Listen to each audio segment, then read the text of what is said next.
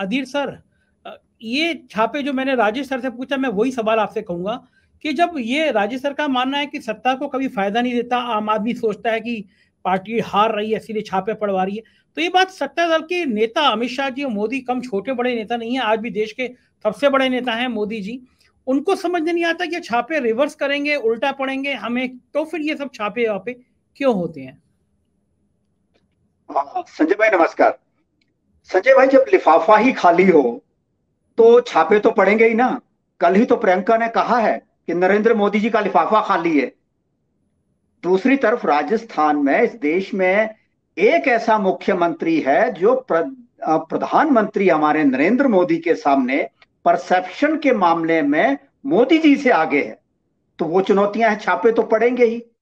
और गहलोत साहब तो कहते हैं, उन्होंने कहा है कि भारतीय जनता पार्टी को जो है अपना जो चुनाव चिन्ह है वो तो कमल रख देना, माफ कीजिए ईडी रख देना चाहिए। तो वो सारी चीजें हैं।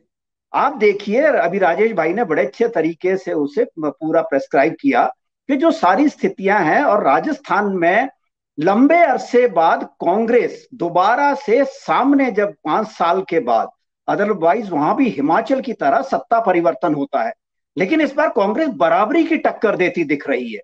उन हालात में है कि हर चीज पे। और दूसरा संजय भाई, एक चीज साफ है कि राजस्थान के मामले में एक होता है कि घोषणाएं, और एक होता है उसको डिलीवर करना।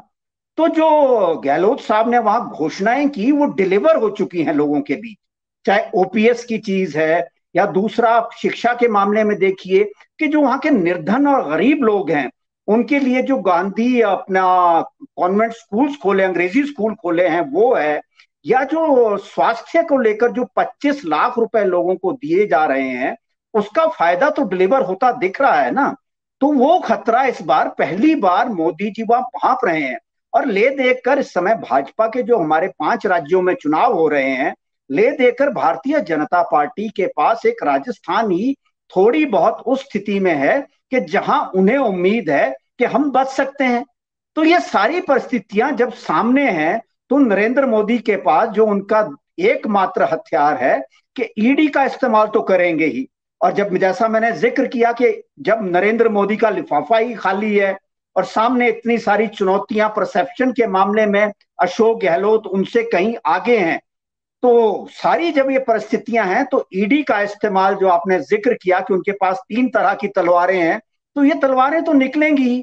और जैसा अभी हमें कहा गया कि गहलोत साहब ने 1.5 घंटे के अंदर प्रेस कॉन्फ्रेंस की, और हम सभी को भी पता है, तो राजनीतिज्ञों को तो इस मामले का पहले से पता है कि जो चुनाव के वक्त जो ये तीनों हथियार है ये इस्तेमाल होने ही होने थे।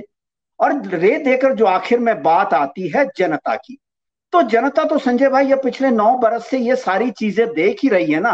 पूरे देश में ईडी का कितना इस्तेमाल हुआ, और उसमें जो कन्विक्शन रेट है इस समय देश में, वो कितना है ईडी का।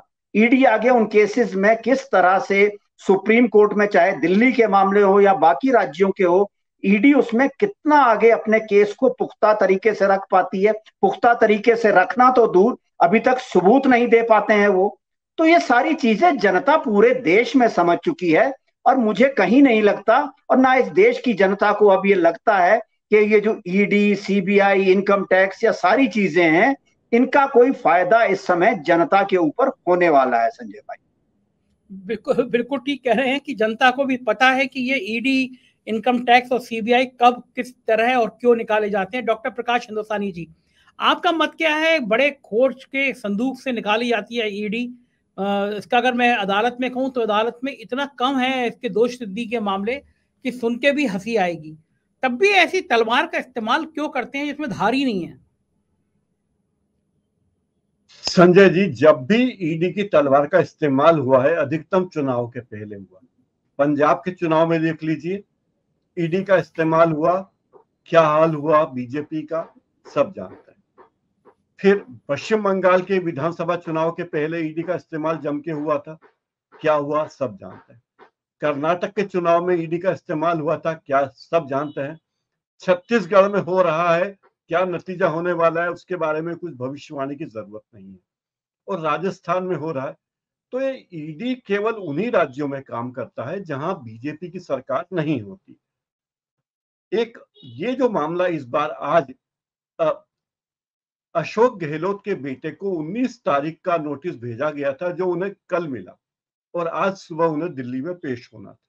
ये ईडी की कार्यक्षमता है। दूसरी बात है कि बीजेपी ने 4.5 साल में, 4.5 साल में राजस्थान में कभी भी इस तरह के मुद्दे नहीं उठाए सरकार को लेकर, ना ईडी के जांच की मांगे की।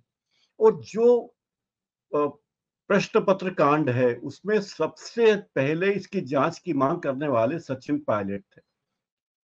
तब जब सचिन पायलट इसकी मांग कर रहे थे जांच की, तब ईडी क्यों नहीं आया? तब ईडी नहीं आया। और अच्छा हुआ सचिन पायलट ने आज प्रेस कॉन्फ्रेंस करके अपनी बात कह दी कि क्या उद्देश्य है। एक और बात, अशोक गहलोत की सरकार कई बार, मतलब राजस्थान की स्पेशल ऑपरेशन ग्रुप जो जांच करती है मामलों में, आर्थिक मामलों में, वो कई बार ईडी को लिख चुका है कि इस मामले की जांच कराइए, तो ईडी नहीं आया। लेकिन आया कब? चुनाव के ठीक 29 दिन पहले, 1 महीना भी नहीं बचा चुनाव को। छापा कहां मारा? प्रदेश कांग्रेस के अध्यक्ष और राजस्थान के मुख्यमंत्री अशोक गहलोत के बेटे के यहाँ। निशाने पर कौन? एक और व्यक्ति निशाने पर थे, ओम प्रकाश हुड्डा, लेकिन इतने दिनों तक उनके बारे में कोई ध्यान नहीं था क्योंकि वो बीजेपी दफ्तर के चक्कर काट रहे थे। आज जैसे ही उनको टिकट मिला, उनके खिलाफ हो गए। तो दरअसल ये एक भय है, और इससे ये ईडी के माध्यम से बीजेपी का नुकसान ही किया जा रहा है। शायद ईडी का दुरुपयोग करने वाले नहीं जानते। देखिए, डी के शिव कुमार के यहाँ कितने छापे मारे गए, उनके रिश्तेदारों को यहाँ पर, उनके मोहल्ले वालों तक को परेशान किया गया। लेकिन डी के शिव कुमार ने कर्नाटक में जो काम किया, फिर ये अफवाह उड़ाई गई कि कर्नाटक में अगर बीजेपी नहीं आती तो कांग्रेस के नेताओं में झगड़ा होगा कि कौन मुख्यमंत्री बनेगा। उस मामले को भी निपटा लिया गया। तो ये सारी बातें चुनाव के टिकट बढ़ते ही हुई है, टिकट घोषित होते हुए हुई है, बताती है कि सरकार डरी हुई है और इससे बीजेपी को कोई फायदा होने वाला नहीं है। मैं स्पष्ट कहता हूं कि जो भी भ्रष्ट है उसके खिलाफ कार्रवाई होनी चाहिए, चाहे कांग्रेस का हो, चाहे बीजेपी का हो, चाहे आम आदमी पार्टी का। इसमें कोई दो मत नहीं, भ्रष्टों के खिलाफ कार्रवाई होनी चाहिए।